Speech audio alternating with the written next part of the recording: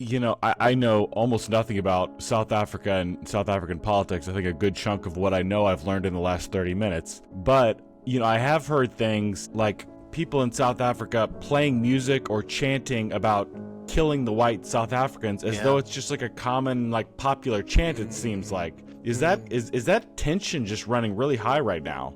Yeah, so it's kill the Boer, kill the farmer. And they would, there would be these political rallies. Oh, that's the other thing, especially during election times.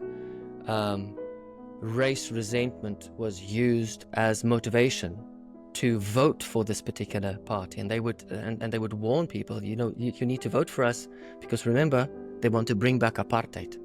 I mean, think about it. We're about, white people in South Africa are just under 5 million people. The population is 60 million. It boggles the mind. It boggles the mind that people would fear that apartheid would come back. And also this idea that you could only accept the narrative, because should you question this narrative, you'd be seen as a denialist of some kind, or a white supremacist, or far right, or you'd be pro-apartheid. I mean, it would be unthinkable for me to be pro-apartheid, given my rich history with African people, and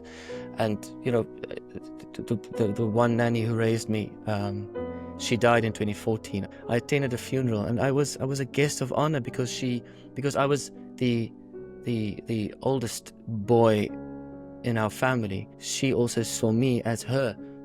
They call me Morwa. Morwa means firstborn, or firstborn son. So she was like my mother, and she even called me, my child. And I mean, the closeness, and not only in our personal relationships, but also in our professional relationships with people who spoke African languages, just betrays this notion that if I were to criticize the ANC government, that I would be, or people like me would be pro-apartheid. But be that as it may. Yeah, this is kind of interesting because we have, I know there's a lot of differences between American and South African politics, but there's like, in the last election, there's this idea of, if Donald Trump comes to power, he'll bring back Jim Crow, which is kind of like our version of that.